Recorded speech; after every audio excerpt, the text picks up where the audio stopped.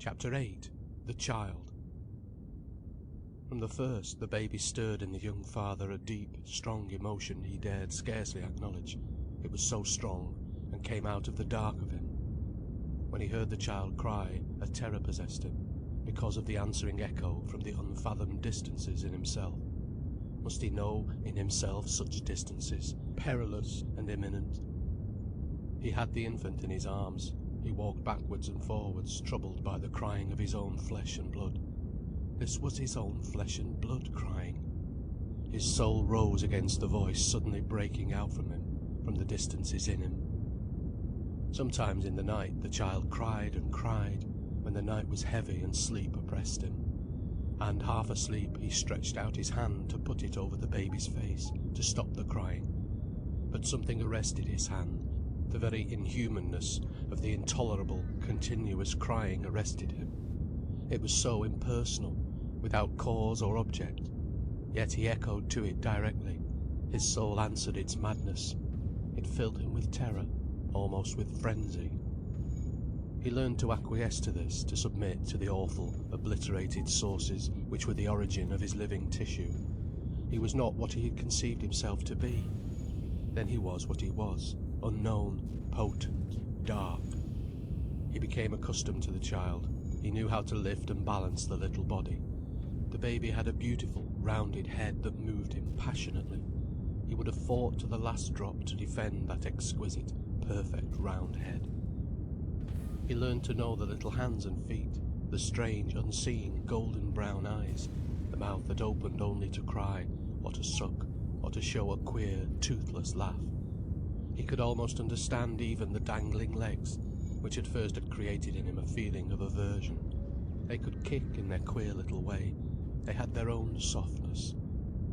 One evening, suddenly, he saw the tiny living thing rolling naked in the mother's lap, and he was sick.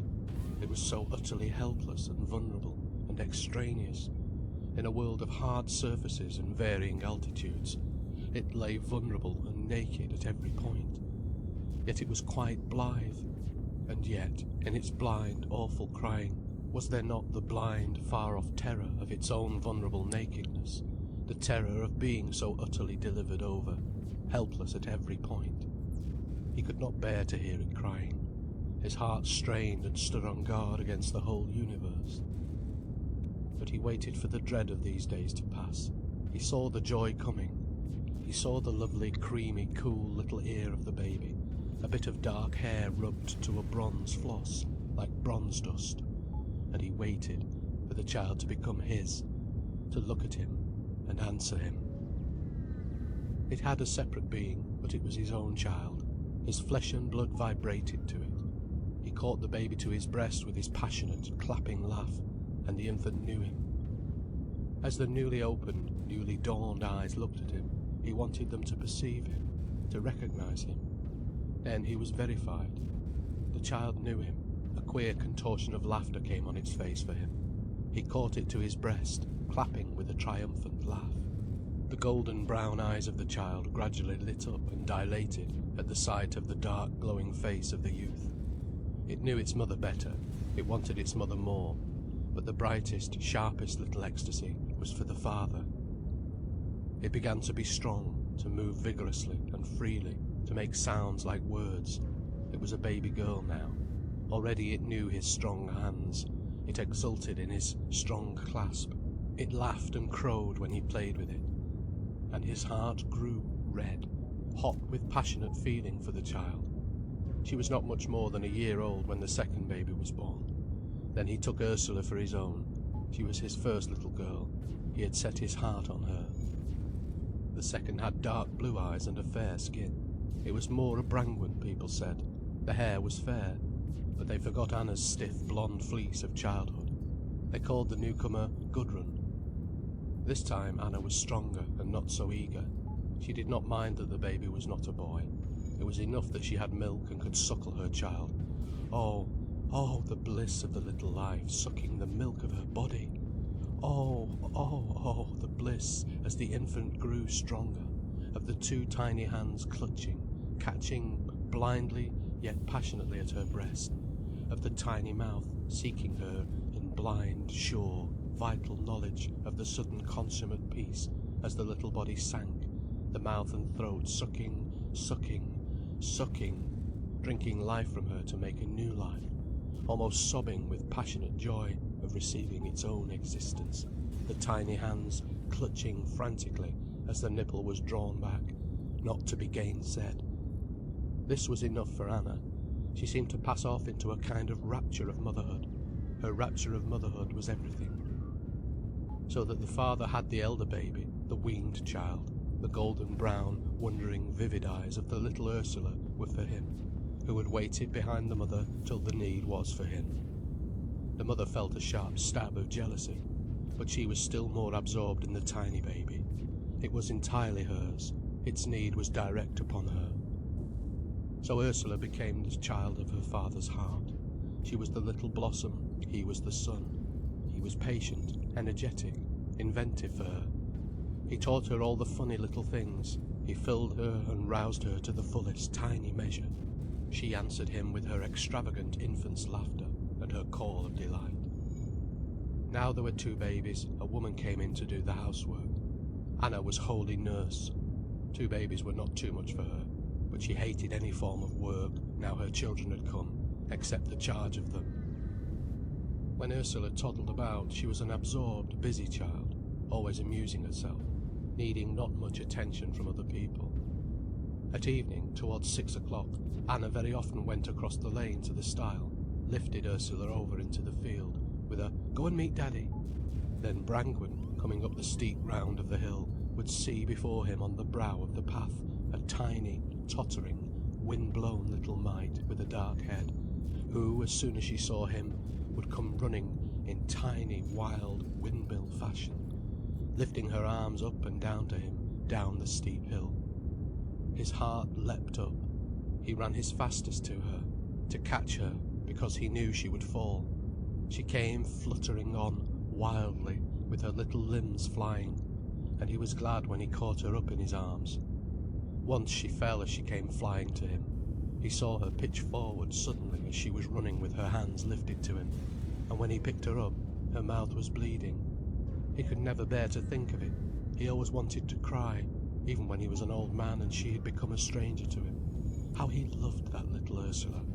His heart had been sharply seared for her when he was a youth, first married. When she was a little older, he would see her recklessly climbing over the bars of the stile in her red pinafore, swinging in peril and tumbling over, picking herself up and flitting towards him. Sometimes she liked to ride on his shoulder, sometimes she preferred to walk with his hand. Sometimes she would fling her arms round his legs for a moment, then race free again, whilst he went shouting and calling to her, a child along with her. He was still only a tall, thin, unsettled lad of 22. It was he who had made her her cradle, her little chair, her little stool, her high chair. It was he who would swing her up to the table, or who would make for her a doll out of an old table leg, whilst she watched him saying, "Make her eyes, Daddy, make her eyes," and he made her eyes with his knife. She was very fond of adorning herself, so he would tie a piece of cotton round her ear, and hang a blue bead on it underneath for an earring. The earrings varied with a red bead and a golden bead and a little pearl bead, and as he came home at night, seeing her bridling and looking very self-conscious, he took notice and said, "So you're wearing your best golden and pearl earrings today?" "Yes." "I suppose you've been to see the Queen?" "Yes, I have." "Oh, and what did she have to say?" She said, "You won't dirty your nice white frock." He gave her the nicest bits from his plate, putting them into her red, moist mouth, and he would make on a piece of bread and butter a bird out of jam, which she ate with extraordinary relish. After the tea things were washed up, the woman went away, leaving the family free. Usually Brangwen helped in the bathing of the children. He held long discussions with his child as she sat on his knee and he unfastened her clothes, and he seemed to be talking really of momentous things, deep moralities. Then suddenly she ceased to hear, having caught sight of a glassy rolled into a corner. She slipped away and was in no hurry to return. "Come back here," he said, waiting. She became absorbed, taking no notice. "Come on." he repeated, with a touch of command. An excited little chuckle came from her, but she pretended to be absorbed. "Do you hear, milady?" She turned with a fleeting, exulting laugh. He rushed on her and swept her up. "Who was it that didn't come?" he said, rolling her between his strong hands, tickling her, and she laughed heartily, heartily. She loved him that he compelled her with his strength and decision. He was all-powerful, the tower of strength which rose out of her side. When the children were in bed, sometimes Anna and he sat and talked, desultorily, both of them idle. He read very little. Anything he was drawn to read became a burning reality to him, another scene outside his window. Whereas Anna skimmed through a book to see what happened, then she had enough. Therefore they would often sit together, talking desultorily. What was really between them they could not utter. Their words were only accidents in the mutual silence. When they talked, they gossiped. She did not care for sewing. She had a beautiful way of sitting musing, gratefully, as if her heart were lit up. Sometimes she would turn to him, laughing, to tell him some little thing that had happened during the day. Then he would laugh.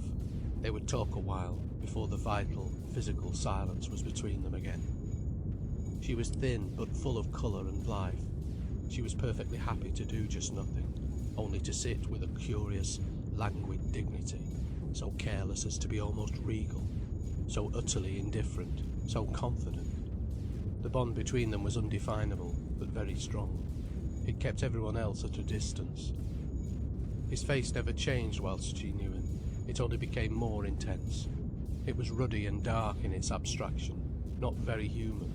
It had a strong, intent brightness. Sometimes when his eyes met hers, a yellow flash from them caused a darkness to swoon over her consciousness, electric, and a slight, strange laugh came on his face. Her eyes would turn languidly, then close, as if hypnotized, and they lapsed into the same potent darkness. He had the quality of a young black cat, intent, unnoticeable, and yet his presence gradually made itself felt, stealthily and powerfully took hold of her. He called not to her, but to something in her, which responded subtly, out of her unconscious darkness. So they were together in a darkness, passionate, electric, forever haunting the back of the common day, never in the light. In the light he seemed to sleep, unknowing. Only she knew him when the darkness set him free, and he could see with his gold-glowing eyes his intention and his desires in the dark. Then she was in a spell. Then she answered his harsh, penetrating call with a soft leap of her soul. The darkness woke up, electric, bristling with an unknown, overwhelming insinuation. By now they knew each other. She was the daytime, the daylight. He was the shadow, put aside, but in the darkness potent with an overwhelming voluptuousness. She learned not to dread and to hate him, but to fill herself with him, to give herself to his black, sensual power that was hidden all the daytime. And the curious rolling of the eyes, as if she were lapsing in a trance away from her ordinary consciousness, became habitual with her, and something threatened and opposed her in life, the conscious life. So they remained as separate in the light and in the thick darkness, married. He supported her daytime authority, kept it inviolable at least, and she, in all the darkness, belonged to him, to his close, insinuating, hypnotic familiarity. All his daytime activity, all his public life was a kind of sleep. She wanted to be free, to belong to the day, and he ran avoiding the day in work. After tea he went to the shed to his carpentry or his wood carving. He was restoring the patched, degraded pulpit to its original form. But he loved to have the child near him, playing by his feet.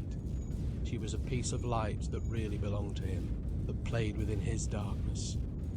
He left the shed door on the latch, and when, with his second sense of another presence, he knew she was coming, he was satisfied, he was at rest.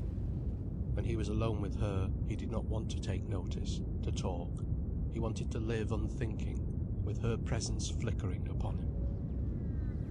He always went in silence.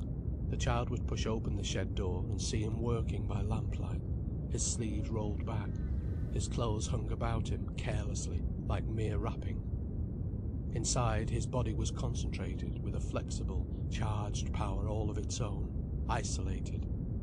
From when she was a tiny child, Ursula could remember his forearm, with its fine black hairs and its electric flexibility, working at the bench through swift, unnoticeable movements, always ambushed in a sort of silence. She hung a moment in the door of the shed, waiting for him to notice her. He turned, his black, curved eyebrows arching slightly. "Hello, Twitter miss?" And he closed the door behind her. Then the child was happy in the shed that smelled of sweet wood and resounded to the noise of the plane, or the hammer or the saw, yet was charged with the silence of the worker. She played on, intent and absorbed, among the shavings and the little nogs of wood. She never touched him. His feet and legs were near. She did not approach them. She liked to flit out after him when he was going to church at night. If he were going to be alone, he swung her over the wall and let her come. Again she was transported when the door was shut behind them, and they too inherited the big, pale, void place. She would watch him as he lit the organ candles, wait whilst he began practising his tunes. Then she ran, foraging here and there, like a kitten, playing by herself in the darkness with eyes dilated. The ropes hung vaguely, twining on the floor, from the bells in the tower, and Ursula always wanted the fluffy red and white or blue and white rope grips, but they were above her. Sometimes her mother came to claim her. Then the child was seized with resentment.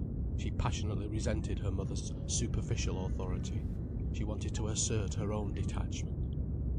He, however, also gave her occasional cruel shocks. He let her play about in the church. She rifled footstools and hymn books and cushions like a bee among flowers, whilst the organ echoed away. This continued for some weeks. Then the charwoman worked herself up into a frenzy of rage to dare to attack Brangwyn, and one day descended on him like a harpy. He wilted away and wanted to break the old beast's neck. Instead, he came glowering in fury to the house and turned on Ursula. "Why, you tiresome little monkey, can't you even come to church without pulling the place to bits?" His voice was harsh and cat-like. He was blind to the child. She shrank away in childish anguish and dread. What was it? What awful thing was it? The mother turned with her calm, almost superb manner. "What has she done then?"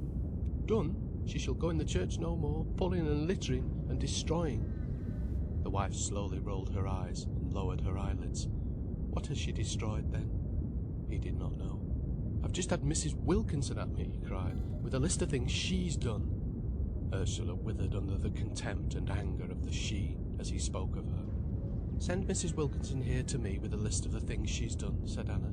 "I am the one to hear that." "It's not the things the child has done," continued the mother, "that have put you out so much. It's because you can't bear being spoken to by that old woman. But you haven't the courage to turn on her when she attacks you. You bring your rage here." He relapsed into silence. Ursula knew that he was wrong. In the outside, upper world he was wrong. Already came over the child the cold sense of the impersonal world. There she knew her mother was right. But still her heart clamoured after her father, for him to be right, in his dark, sensuous underworld. But he was angry, and went his way in blackness and brutal silence again. The child ran about absorbed in life, quiet, full of amusement. She did not notice things, nor changes, nor alterations. One day she would find daisies in the grass, another day apple blossoms would be sprinkled white on the ground, and she would run among it, for pleasure because it was there. Yet again birds would be pecking at the cherries. Her father would throw cherries down from the tree all round her on the garden. Then the fields were full of hay. She did not remember what had been nor what would be. The outside things were there each day. She was always herself. The world outside was accidental. Even her mother was accidental to her, a condition that happened to endure. Only her father occupied any permanent position in the childish consciousness. When he came back, she remembered vaguely how he had gone away. When he went away, she knew vaguely that she must wait for his coming back. Whereas her mother, returning from an outing, merely became present. There was no reason for connecting her with some previous departure. The return or the departure of the father was the one event which the child remembered. When he came, something woke up in her, some yearning. She knew when he was out of joint or irritable or tired. Then she was uneasy, she could not rest. When he was in the house, the child felt full and warm, rich like a creature in the sunshine. When he was gone, she was vague, forgetful. When he scolded her even, she was often more aware of him than of herself. He was her strength and her greater self. Ursula was 3 years old when another baby girl was born. Then the two small sisters were much together, Gudrun and Ursula. Gudrun was a quiet child who played for hours alone, absorbed in her fancies. She was brown-haired, fair-skinned, strangely placid, almost passive. Yet her will was indomitable once set. From the first she followed Ursula's lead, yet she was a thing to herself, so that to watch the two together was strange. They were like two young animals playing together, but not taking real notice of each other. Gudrun was the mother's favourite, except that Anna always lived in her latest baby. The burden of so many lives depending on him wore the youth down. He had his work in the office, which was done purely by effort of will. He had his barren passion for the church. He had 3 young children. Also at this time his health was not good. So he was haggard and irritable, often a pest in the house. Then he was told to go to his woodwork or to the church. Between him and the little Ursula there came into being a strange alliance. They were aware of each other. He knew the child was always on his side, but in his consciousness he counted it for nothing. She was always for him. He took it for granted. Yet his life was based on her, even whilst she was a tiny child, on her support and her accord. Anna continued in her violent trance of motherhood, always busy, often harassed, but always contained in her trance of motherhood. She seemed to exist in her own violent fruitfulness, and it was as if the sun shone tropically on her. Her colour was bright, her eyes full of a fecund gloom. Her brown hair tumbled loosely over her ears. She had a look of richness. No responsibility, no sense of duty troubled her. The outside, public life was less than nothing to her, really. Whereas when, at 26, he found himself father of 4 children, with a wife who lived intrinsically like the ruddiest lilies of the field, he let the weight of responsibility press on him and drag him. It was then that his child Ursula strove to be with him. She was with him, even as a baby of 4, when he was irritable and shouted and made the household unhappy. She suffered from his shouting, but somehow it was not really him. She wanted it to be over. She wanted to resume her normal connection with him. When he was disagreeable, the child echoed to the crying of some need in him, and she responded blindly. Her heart followed him as if he had some tie with her, and some love which he could not deliver. Her heart followed him persistently in its love. But there was the dim, childish sense of her own smallness and inadequacy, a fatal sense of worthlessness. She could not do anything. She was not enough. She could not be important to him. This knowledge deadened her from the first. Still she set towards him like a quivering needle. All her life was directed by her awareness of him, her wakefulness to his being, and she was against her mother. Her father was the dawn wherein her consciousness woke up. But for him, she might have gone on like the other children, Gudrun and Teresa and Catherine, one with the flowers and insects and playthings, having no existence apart from the concrete object of her attention. But her father came too near to her. The clasp of his hands and the power of his breast woke her up almost in pain from the transient unconsciousness of childhood. Wide-eyed, unseeing, she was awake before she knew how to see. She was wakened too soon. Too soon the call had come to her, when she was a small baby, and her father held her close to his breast. Her sleep-living heart was beaten into wakefulness by the striving of his bigger heart, by his clasping her to his body for love and for fulfilment, asking as a magnet must always ask. From her the response had struggled dimly, vaguely into being. The children were dressed roughly for the country. When she was little, Ursula pattered about in little wooden clogs, a blue overall over her thick red dress, a red shawl crossed on her breast and tied behind again. So she ran with her father to the garden. The household rose early. He was out digging by 6 o'clock in the morning. He went to his work at 8:30, and Ursula was usually in the garden with him, though not near at hand. At Easter time one year, she helped him to set potatoes. It was the first time she had ever helped him. The occasion remained as a picture, one of her earliest memories. They had gone out soon after dawn. A cold wind was blowing. He had his old trousers tucked into his boots. He wore no coat nor waistcoat. His shirt sleeves fluttered in the wind. His face was ruddy and intent, in a kind of sleep. When he was at work he neither heard nor saw. A long, thin man, looking still a youth, with a line of black moustache above his thick mouth, and his fine hair blown on his forehead. He worked away at the earth in the grey first light, alone. His solitariness drew the child like a spell. The wind came chill over the dark green fields. Ursula ran up and watched him push the setting peg in at one side of his ready earth, stride across and push it in the other side, pulling the line taut and clear upon the clods intervening. Then, with a sharp cutting noise, the bright spade came towards her, cutting a grip into the new, soft earth. He struck his spade upright and straightened himself. "Do you want to help me?" he said. She looked up at him from out of her little woolen bonnet. "Aye," he said, "you can put some taters in for me. Look, like that.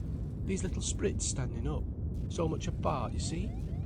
And stooping down, he quickly, surely placed the spritted potatoes in the soft grip, where they rested, separate and pathetic, on the heavy cold earth. He gave her a little basket of potatoes, and strode himself to the other end of the line. She saw him stooping, working towards her.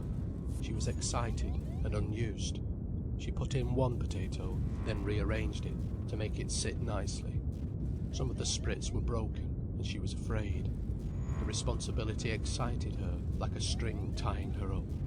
She could not help looking with dread at the string buried under the heaped-back soil. Her father was working nearer, stooping, working nearer. She was overcome by her responsibility. She put the potatoes quickly into the cold earth. He came near. "Not so close," he said, stooping over her potatoes, taking some out and rearranging the others. She stood by with the painful, terrified helplessness of childhood. He was so unseeing and confident. She wanted to do the thing, and yet she could not. She stood by looking on, her little blue overall fluttering in the wind, the red woolen ends of her shawl blowing gustily. Then he went down the row, relentlessly, turning the potatoes in with his sharp spade cuts. He took no notice of her, only worked on. He had another world from hers. She stood helplessly stranded on his world. He continued his work. She knew she could not help him. A little bit forlorn, at last she turned away and ran down the garden, away from him, as fast as she could go away from him, to forget him and his work.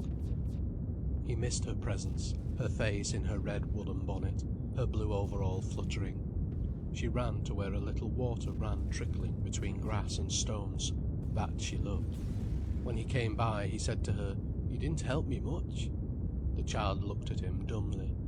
Already her heart was heavy because of her own disappointment. Her mouth was dumb and pathetic, but he did not notice. He went his way. And she played on, because of her disappointment, persisting even the more in her play. She dreaded work because she could not do it as he did it. She was conscious of the great breach between them. She knew she had no power.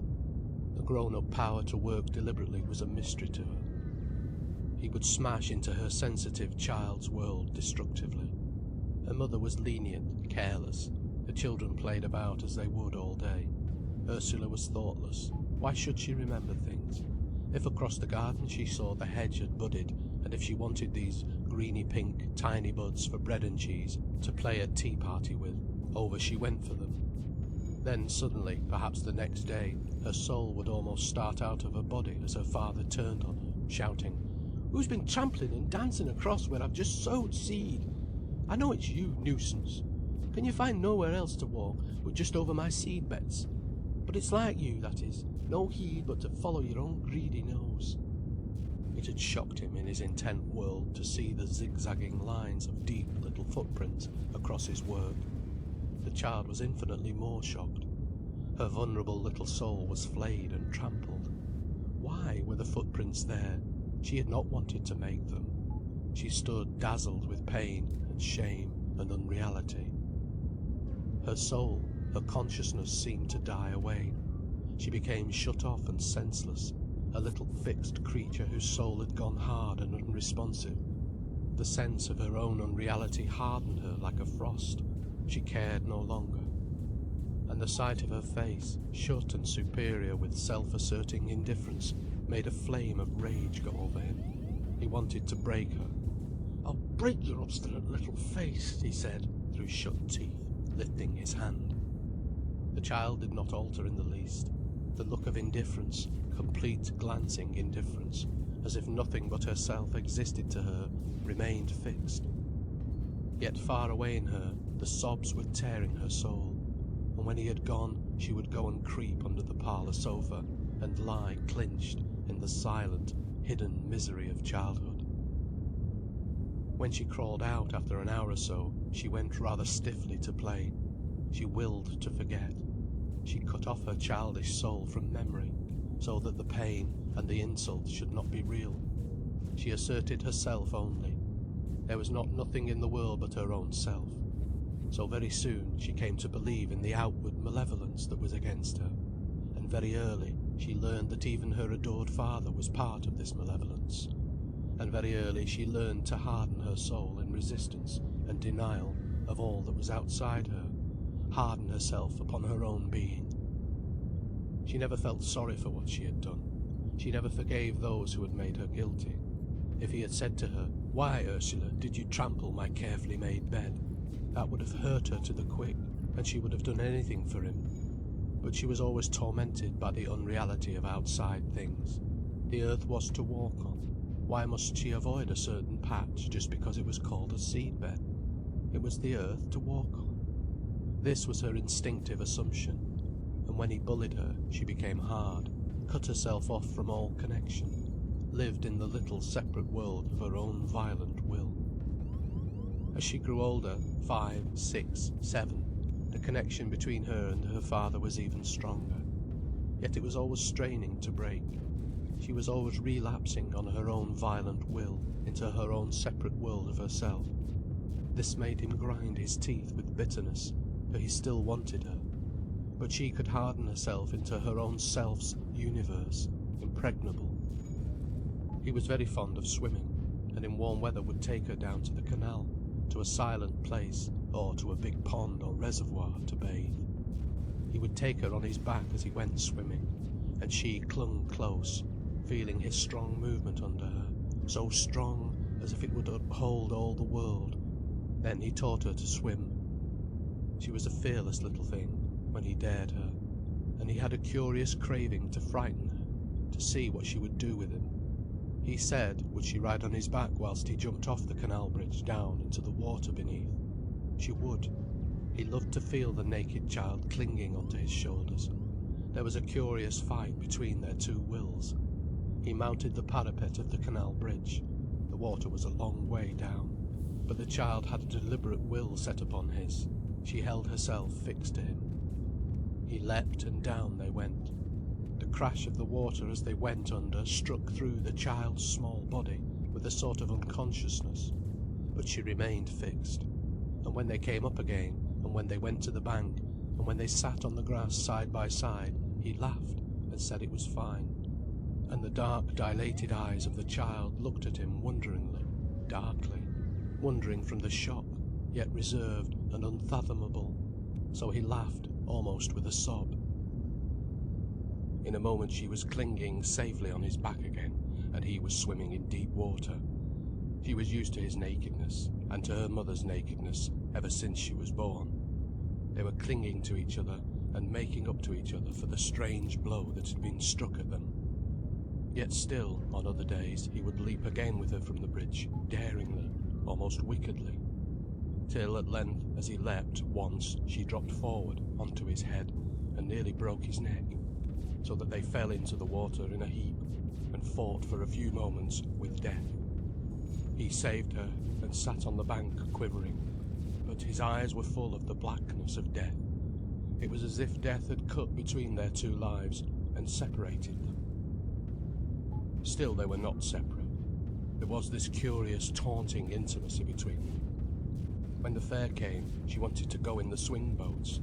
He took her, and, standing up in the boat, holding on to the irons, began to drive higher, perilously higher. The child clung fast on her seat. "You want to go any higher?" he said to her, and she laughed with her mouth, her eyes wide and dilated. They were rushing through the air. "Yes," she said, feeling as if she would turn into vapour, lose hold of everything, and melt away. The boat swung far up, then down like a stone, only to be caught sickeningly up again. "Any higher?" he called, looking at her over his shoulder, his face evil and beautiful to her. She laughed with white lips. He sent the swing boat sweeping through the air in a great semicircle, till it jerked and swayed at the high horizontal. The child clung on, pale, her eyes fixed on him. People below were calling. The jerk at the top had almost shaken them both out. He had done what he could, and he was attracting censure. He sat down and let the swing boat swing itself out. People in the crowd cried shame on him as he came out of the swing boat. He laughed. The child clung to his hand, pale and mute. In a while she was violently sick. He gave her lemonade and she gulped a little. "Don't tell your mother you've been sick," he said. There was no need to ask that. When she got home, the child crept away under the parlour sofa, like a sick little animal, and was a long time before she crawled out. But Anna got to know of this escapade, and was passionately angry and contemptuous of him. His golden brown eyes glittered. He had a strange, cruel little smile. And as the child watched him, for the first time in her life, a disillusion came over her, something cold and isolating. She went over to her mother. Her soul was dead towards him. It made her sick. Still, she forgot and continued to love him, but ever more coldly. He was at this time, when he was about 28 years old, strange and violent in his being, sensual. He acquired some power over Anna, over everybody he came into contact with. After a long bout of hostility, Anna at last closed with him. She had now 4 children, all girls. For 7 years she had been absorbed in wifehood and motherhood. For years he had gone on beside her, never really encroaching upon her. Then gradually another self seemed to assert its being within him. He was still silent and separate, but she could feel him all the while coming near upon her, as if his breast and his body were threatening her, and he was always coming closer. Gradually he became indifferent of responsibility. He would do what pleased him, and no more. He began to go away from home. He went to Nottingham on Saturdays, always alone, to the football match and to the music hall, and all the time he was watching, in readiness. He never cared to drink, but, with his hard, golden brown eyes, so keen seeing with their tiny black pupils, he watched all the people, everything that happened, and he waited. In the Empire one evening he sat next to 2 girls. He was aware of the one beside him. She was rather small, common, with a fresh complexion and an upper lip that lifted from her teeth, so that, when she was not conscious, her mouth was slightly open, and her lips pressed outwards in a kind of blind appeal. She was strongly aware of the man next to her, so that all her body was still, very still. Her face watched the stage. Her arms went down into her lap, very self-conscious and still. A gleam lit up in him. Should he begin with her? Should he begin with her to live the other, the unadmitted life of his desire?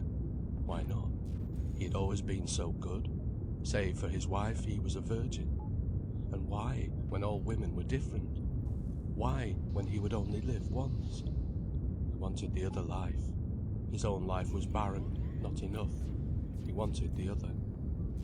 Her open mouth, showing the small, irregular white teeth, appealed to him.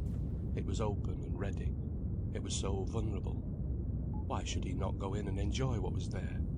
The slim arm that went down so still and motionless to the lap.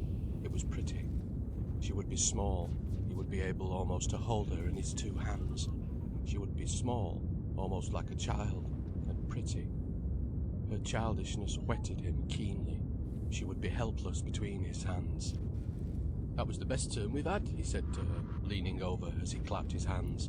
He felt strong and unshakable in himself, set over against all the world. His soul was keen and watchful, glittering with a kind of amusement. He was perfectly self-contained. He was himself, the absolute. The rest of the world was the object that should contribute to his being. The girl started, turned round, her eyes lit up with an almost painful flash of a smile. The colour came deeply in her cheeks. "Yes, it was," she said, quite meaninglessly, and she covered her rather prominent teeth with her lips. Then she sat looking straight before her, seeing nothing, only conscious of the colour burning in her cheeks. It pricked him with a pleasant sensation. His veins and nerves attended to her.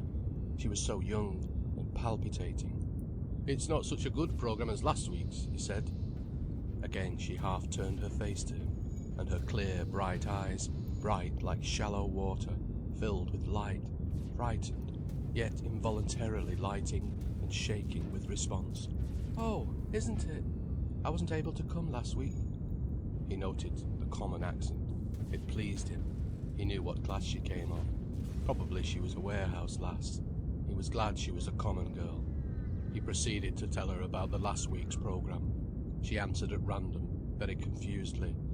The colour burned in her cheek, yet she always answered him. The girl on the other side sat remotely, obviously silent. He ignored her. All his address was for his own girl, with her bright, shallow eyes and her vulnerably opened mouth. The talk went on, meaningless and random on her part, quite deliberate and purposive on his. It was a pleasure to him to make this conversation, an activity pleasant as a fine game of chance and skill. He was very quiet and pleasant-humoured, but so full of strength. She fluttered beside his steady pressure of warmth and his surety. He saw the performance drawing to a close. His senses were alert and willful. He would press his advantages.